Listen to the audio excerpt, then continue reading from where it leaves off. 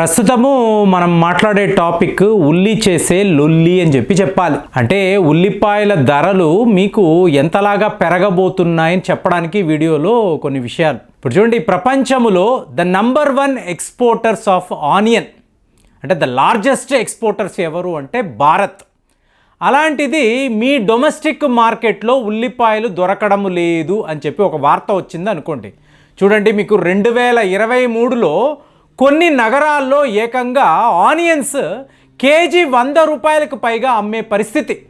అంటే ఇప్పుడు మీరు ప్రపంచంలోనే ద లార్జెస్ట్ ఎక్స్పోర్టర్స్ అంటున్నారు, అలాంటిది మీ దేశంలోనే ఉల్లిపాయలు దొరకడం లేదు.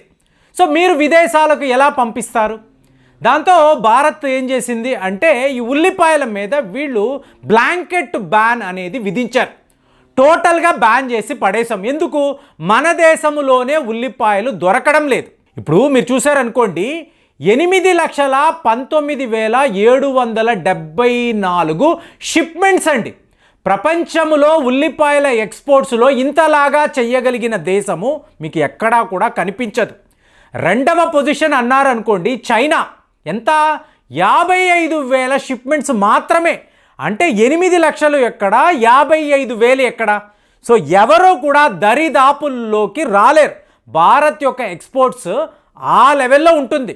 మరి దేశంలో ఉండే ఉల్లిపాయలనంతా మీరు విదేశాలకు తరలిస్తున్నారు అనుకోండి, డొమెస్టిక్ మార్కెట్లో ఆనియన్స్ దొరకవు కదా. దాంతో తీవ్ర స్థాయిలో షార్టేజ్. ఈ షార్టేజ్ రావడంతో ప్రభుత్వం ఏం చేసింది? 40% ఎక్స్పోర్ట్స్ ట్యాక్స్ అని విధించారు. అంటే విదేశాలకు మీరు పంపించాలి, ఎగుమతి చెయ్యాలి అంటే 40% ట్యాక్స్ కట్టాలి అన్నారు. అయినా కూడా ఉల్లిపాయల ధరలు అనేవి తగ్గనే లేదు.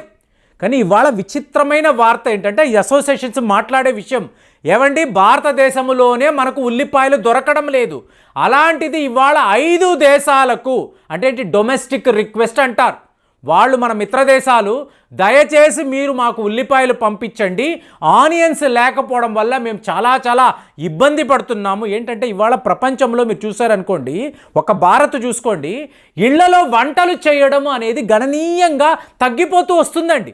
ముందు పెద్దవాళ్ళు ఉండేవాళ్ళు, అరే బయట తినకండి రా, మీకు రోగం వస్తుంది, ఆరోగ్యం పాడవుతుంది, హెల్త్ ఇష్యూస్ వస్తాయని చెప్పి ఏంటి ఇళ్లలోనే వంటలు చేసుకొని తినేవాళ్ళు. ఇవాళ పెద్దవాళ్ళు ఉండడం లేదు. దాంతో మీకు ఒక వర్కింగ్ ఉమెన్ వీళ్ళు ఏంటంటే ఏమంటే బయటికి వెళ్ళి తిందాము. సో ఈ ఫ్యామిలీ బయటికి వెళ్ళి తినడము అనేది ఎక్కువైంది. ఆటోమేటిక్గా ఆనియన్స్ యొక్క డిమాండ్ కూడా హోటల్స్ వాళ్ళు బాగా కొంటున్నారు.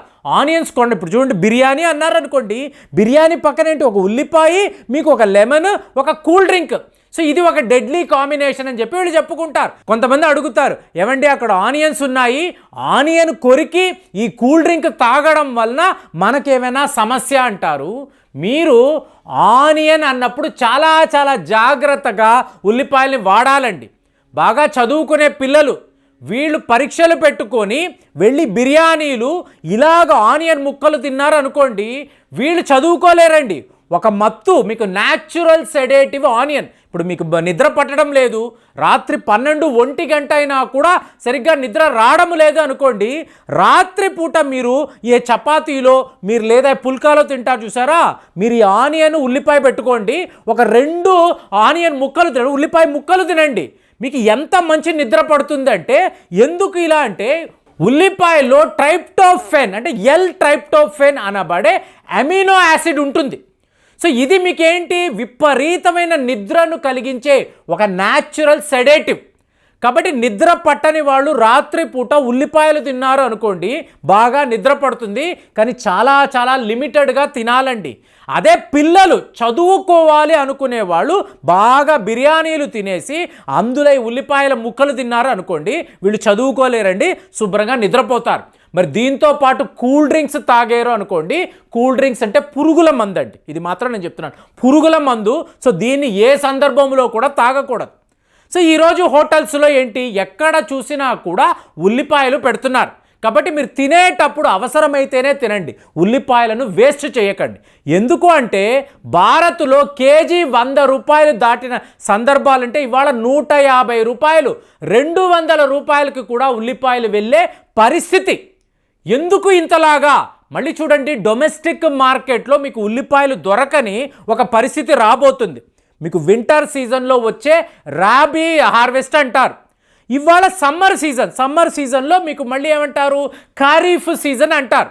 ఈ ఖరీఫ్ సీజన్లో ఇవాళ ప్రభుత్వం ఏం చేసింది, 5 లక్షల టన్నుల ఉల్లిపాయలను వీళ్ళు ఫార్మర్స్ దగ్గర నుంచి కొని స్టోరేజ్లో ఉంచుతున్నారు. ఎందుకు, రేపు తీవ్ర స్థాయిలో షార్టేజ్ రాబోతుంది. ఏకంగా 5 లక్షల టన్నుల ఉల్లిపాయలు సెంట్రల్ గవర్నమెంట్ ఫార్మర్స్ దగ్గర కొన్నారండి, ప్రొక్యూర్ చేశారు.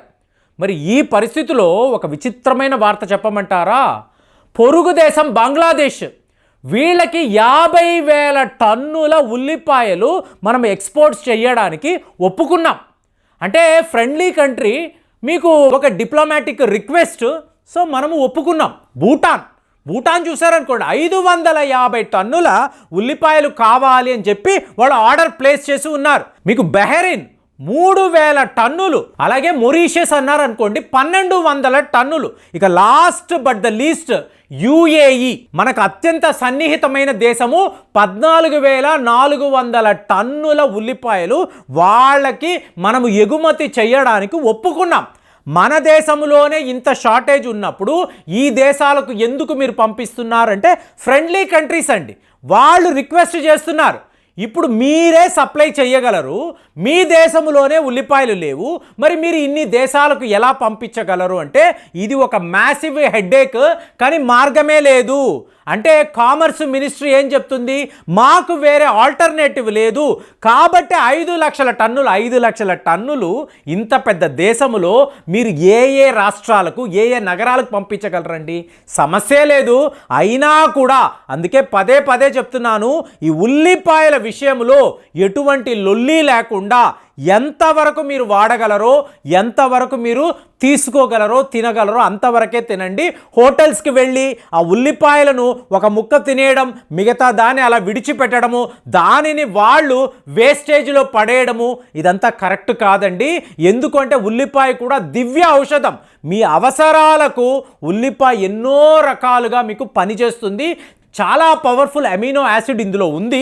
కాబట్టి ఉల్లిపాయల షార్టేజ్ అనేది త్వరలోనే రాబోతుంది. విపరీతమైన మీకు ఖర్చు అండి. మీరు ఉల్లిపాయలు వాడకుండా మీరు వంటలు చేసుకోగలరా ఆలోచించండి. ఒక సందర్భంలో టమాటాలు అన్నప్పుడు మదనపల్లి ఆసియా ఖండంలోనే అతిపెద్ద టమాటా మార్కెట్ యార్డ్. ఎలాగా 1 కేజీ 100 రూపాయలకు వెళ్ళిన సందర్భాలు. ఇవాళ టమాటాలు ఎలా దొరుకుతున్నాయి, షార్టేజ్, డిమాండ్ అండ్ సప్లై అంటారు. ఇలాంటి చిక్కుల్లో మనం పడ్డాము అనుకోండి, ఆటోమేటిక్గా ఉల్లిపాయల ధరలు కూడా టమాటా ధరల కన్నా మించిపోయే ఒక పరిస్థితి. డిమాండ్ ఉన్నప్పుడు టమాటాలని అలాగే అమ్ముతున్నారు. ఇవాళ ఉల్లిపాయ పరిస్థితి కూడా ఇది. మరి ఈ సందర్భంలో ఆ రోజుల్లో వ్యాక్సిన్స్ అని అన్నాము, మన దేశంలోనే వ్యాక్సిన్స్ లేనప్పుడు ఇన్ని దేశాలకు ఎందుకు పంపించారు, చాలా పెద్ద కాంట్రవర్సీ జరిగింది. ఇవాళ ఉల్లిపాయల విషయంలో కూడా ఇదే జరగవచ్చు. అంటే ఏంటి, బ్లాంకెట్ బ్యాన్ అని అన్నారు చూసారా, ఆ ఒక విషయాన్ని మనము తీసివేశాము. 5 దేశాలకు, మన మిత్ర దేశాలకు ఉల్లిపాయలు పంపించడానికి ఒప్పందాలు చేసుకున్నాము. కానీ దేశములో ఉల్లిపాయల డిమాండ్ అనేది, ఈ షార్టేజ్ అనేది చాలా పెద్ద లెవెల్లో ఉండబోతుంది. కాబట్టి మీరు ఉల్లిపాయలను జాగ్రత్తగా వాడండి. రేపు మీకు ఉల్లిపాయలు లేకుండా వంటలు ఏమైనా ఉన్నాయో ఆలోచించండి. అలాగా మనం మన డబ్బుని కూడా ఆదా చేసుకోవచ్చు.